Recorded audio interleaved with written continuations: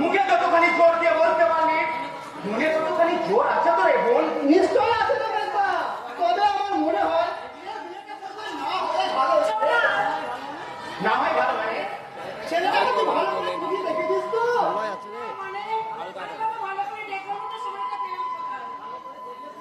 ভালো করে দেখে তুই কিছুতে এই বিয়েতে রাজি হতিস না কেন রে মেজদা, কেন?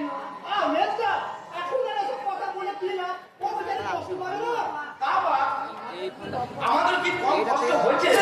যার দাম এমন সুন্দর বোনটার জন্য ওই বর্দাকে একটা বিশ্রী বাচ্চা দেওয়ার জন্য বিশ্রী মানে কি আর বলবো রে বোন, চেহারা তো নয়, একেবারে গোবর মানুষ।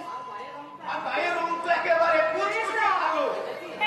সে কি একটা চোখ তার এমনি চেহারা, একটা পা ঝুললো, এমনি করে হাঁটছে। আচ্ছা সত্যি কি আমার বরকে দেখতে বিশ্রীতি বলে মেজদা? হ্যাঁ রে বোন, হ্যাঁ। ছোটা বড়া আরে তুমি তো এমন একটা লাল মুখে কোণের পাশে ওই সারা কুকুরের মতো বর মারলে বসে চুপ করে চ্যানেলে দিতে পারে ভালো না কনসেপ্টে ওদের কথায় ভীষণ ভয় পেয়ে গেছিস, তাই না? আসলে তোর ভয় কেমন কথা শুনটা কেমন? ঠিকানে রাজপুত্র আসবে তোরে নিতে, তোর গলাতে মালা দিতে, বরণ করে নিতে।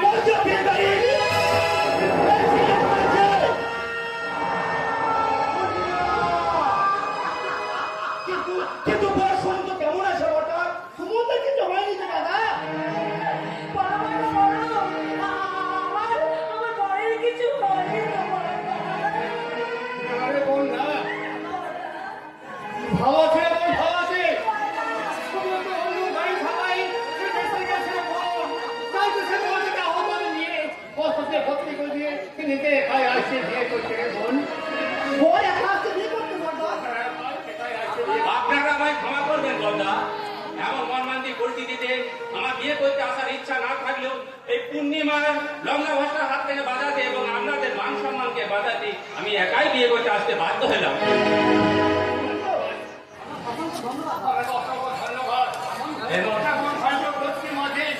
তুই যে বিয়ে করতে আসছো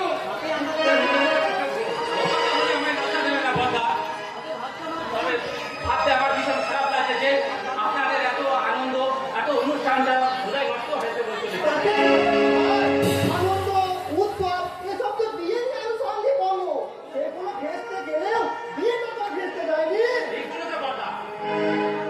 আমার অনুরোধ যত শীঘ্রই আমাদের বিয়েটা ছেড়ে দিন। আমি আজকে বিয়ের পরে আমি পূর্ণিমাকে নিয়ে যেতে চাই। আজ রাতেই আমাকে এখান থেকে চলে যেতে হবে। তবে কি আমার এই অভাগিনী বোনটার বাসর জায়গা হবে না? এতদিন ধরে তিল তিল করে মনের মাঝে জমিয়ে রাখা এত আবেগ এত আনন্দ ভাবতে নিমেষে মনের মাঝে বিলীন হয়ে যাবে। এটা আমার স্বামী ভাগ্য রে ছোট, আমার ভাগ্য।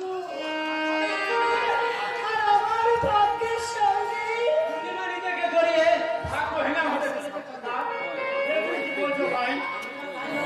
হ্যাঁ, পূর্ণিমা চাইলে ও একা ওর বান্ধবীদের সঙ্গে নিয়ে আজকে ও বাসরা চাপতে পারে।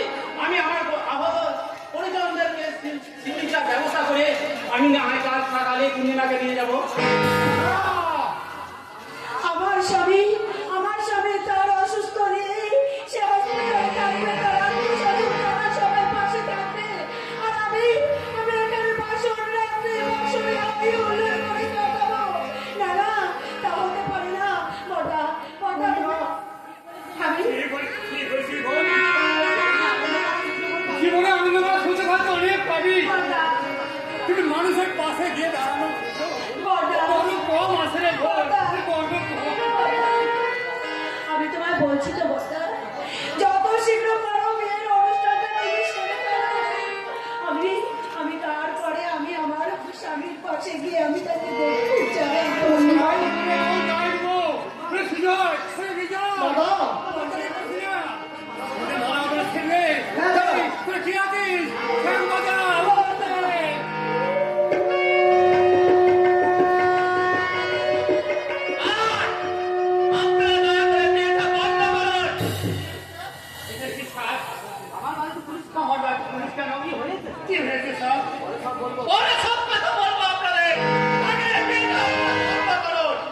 কিন্তু বিয়েটা না হলে আমার বোনের যে ভীষণ ক্ষতি হয়ে যাবে স্যার। কিন্তু বিয়েটা যে হলে তার যে ভীষণ ক্ষতি আপনার মনে হয়ে যাবে। হ্যাঁ, আপনারা পরিবারের সুপত্র ফেলে পুলিশের গলায় বড় মাল্য তুলে দিতে ছিলেন। ওই একজন মিথ্যে কথা, মিথ্যে কথা।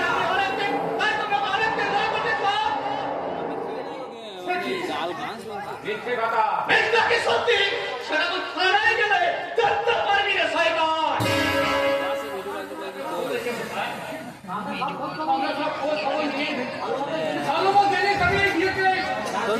আপনারা যা জেনেছে যা শুনেছেন সেটা এই শয়তানের একটা সাজানো নাটক। এই মিথ্যার অ্যাক্সিডেন্টে ভূতার করে এই বিয়ে করতে আসা এই শয়তানের একটা নতুন চাল। সমন্ত তাহলে সমান্ত নয় ওর আসল নাম মিস্টার কুমার মিত্র। আমি কি শুনলাম বটা, আমি কি শুনলাম? স্বামী হিসাবে যে মানুষটাকে আমি এতদিন মন প্রাণ দিয়ে ভালোবেসে এসেছি, তাকে সত্যি যাকে আমি নিয়ে এতদিন স্বপ্ন দেখেছি, সেই স্বপ্ন কি সত্যি আমার অবিচার হয়ে যাবে? হ্যাঁ, যাকে আমি আমার জীবনের থেকে বেশি বিশ্বাস করি, সে একজন সৎ প্রবঞ্চক মিথ্যাবাদী। এই ভালো মানুষের মনে আরাম করতে দাঁড়ালে এই শয়তানটা বহু মেয়েকে বহু মানুষ ঠকিয়েছে, বহু মেয়ের ইজ্জত কেড়ে এই শয়তানটা ক্ষতি করেছে। তাই একে আমি অনেক দিন ধরে খুঁজছিলাম। আজ যখন এই শয়তানটাকে আমি কাছে পেয়েছি, ওকে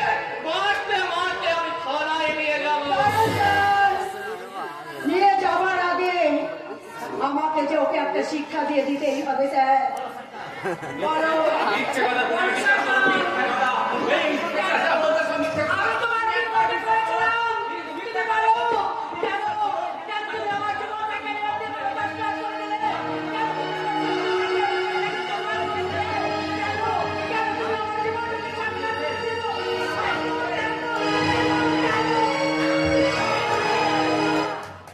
বেশি তুমি খুনি করলে পরে আর মা তারে খুনিটাকে পূর্ণিমা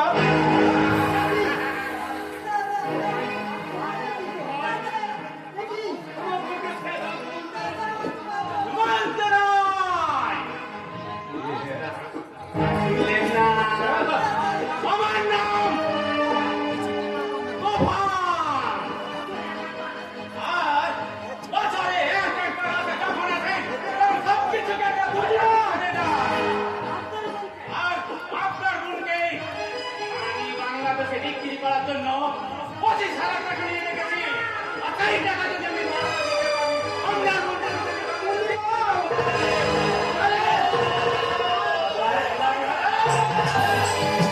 একটাই বলে না, একটাই বলে বলে দিন, খুনিটাই উঠে দেবো।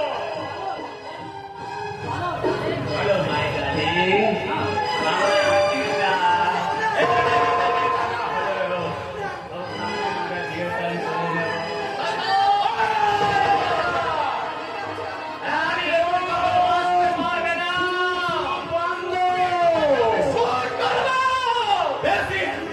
বললে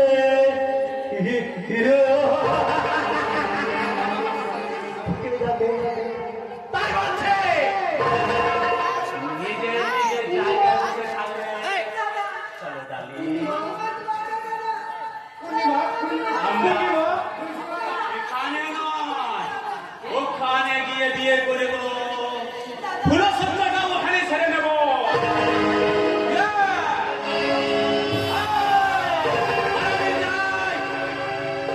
আমাদের বর কনের বিদায়টা কোনো রক্তপাতের মধ্যে দিয়ে যেন না হয়। আর ও কাজে রক্তবাজি মোটেই ভালো না ইন্সপেক্টর। তাই বলছে তোমরা চুপচাপ দাঁড়িয়ে থাকো আর